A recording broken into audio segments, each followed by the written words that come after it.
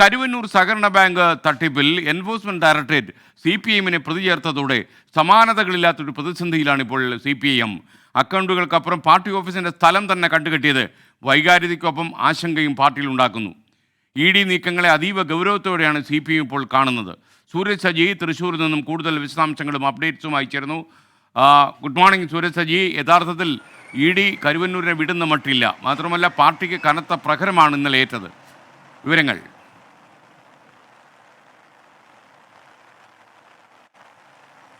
തീർച്ചയായും പാർട്ടിയെ സംബന്ധിച്ച് വലിയൊരു പ്രതിസന്ധിയിലേക്ക് കരുവന്നൂർ വിഷയത്തിൽ കാര്യങ്ങൾ പോകുന്നു എന്നുള്ളത് തന്നെയാണ്. ഇത് സംബന്ധിച്ച് ഇന്നലെ നമ്മൾ CPIഎം ജില്ലാ സെക്രട്ടറിയുമായി സംസാരിച്ചിരുന്നപ്പോൾ CPIഎം ജില്ലാ സെക്രട്ടറി പറയുന്ന ഔദ്യോഗികമായി ഇതുവരെയും എൻഫോഴ്സ്മെന്റ് ഡയറക്ടറേറ്റിൽ നിന്ന് ഇത്തരത്തിൽ ഈ അക്കൗണ്ട് മരവിപ്പിച്ചതും അതോടൊപ്പം തന്നെ സ്വത്തുവകകൾ മരവിപ്പിച്ച സംബന്ധിച്ചും ഒരു വിശദീകരണം ലഭിച്ചിട്ടില്ല. അത് ലഭിക്കുന്ന മുറയ്ക്ക് പ്രതികരിക്കാം എന്നുള്ളതായിരുന്നു CPIഎം ജില്ലാ സെക്രട്ടറി ഇന്നലെ നമ്മളോട് പറഞ്ഞത്. പക്ഷേ അതിനുശേഷം ഈ കേസ് കൈകാര്യം ചെയ്യുന്ന അഭിഭാഷകരുമായി എല്ലാം ഇന്നലെ CPIഎമ്മിന്റെ ജില്ലാ നേതൃത്വം സംസാരിച്ചിരുന്നു. കാരണം ഒരു കാരണവശാലും ഇവർ പ്രതീക്ഷിക്കാത്ത സംഭവമാണ് ഇന്നലെ ഉണ്ടായിരിക്കുന്ന. പാർട്ടി ഓഫീസിന്റെ സ്വത്തുവകകൾ പ്രത്യേകിച്ച് കരുവന്നൂർ ലോക്കൽ കമ്മിറ്റിയുടെ 5 സെന്റ് ഭൂമിയാണ് കണ്ടുകെട്ടിയിരിക്കുന്നത്. അങ്ങനെ പാർട്ടിയുടെ സ്വത്തുവകകൾ കണ്ടുകെട്ടുന്ന നടപടിയിലേക്ക് പോകുമെന്നത് CPIഎം ഒരു തരത്തിലും പ്രതീക്ഷിച്ചിരുന്നില്ല. പ്രത്യേകിച്ച് ഈ പാർലമെന്റ് തെരഞ്ഞെടുപ്പിന് ശേഷം ഈ നടപടിയിൽ, അതായത് കരുവന്നൂർ വിഷയത്തിൽ കേന്ദ്ര ഏജൻസികളുടെ നടപടി ഇത്ര ദ്രുതഗതിയിൽ ഉണ്ടാകുമെന്ന് CPIഎം കണക്ക് കൂട്ടിയതുമില്ല. പക്ഷേ CPIഎമ്മിന്റെ കണക്കുകൂട്ടലുകൾ തെറ്റിച്ചുകൊണ്ടാണ് ഇന്നലെ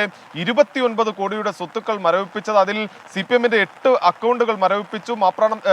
കരുവന്നൂർ ലോക്കൽ കമ്മിറ്റിയുടെ കീഴിലെ 5 സെന്റ് ഭൂമി മരവിപ്പിച്ചു. അങ്ങനെ CPIഎമ്മിന്റെ സ്വത്തുവകകൾ കൂടി കണ്ടുകെട്ടിയതോടുകൂടി ഈ പ്രതിസന്ധി ഇരട്ടിക്കുകയാണ്. ഈ പ്രധാനമന്ത്രി പാർലമെന്റ് തെരഞ്ഞെടുപ്പ് വേളയിലെല്ലാം തന്നെ, പാർലമെന്റ് തെരഞ്ഞെടുപ്പുമായി ബന്ധപ്പെട്ടുകൊണ്ട് നടത്തിയ പ്രചാരണ വേളയിലെല്ലാം തന്നെ ഈ കരുവന്നൂരിൽ കേന്ദ്ര ഏജൻസികൾ അല്ലെങ്കിൽ കേന്ദ്രം പിടിമുറുക്കും എന്ന് അന്ന് തന്നെ അദ്ദേഹം പ്രഖ്യാപിച്ചിരുന്നതാണ്.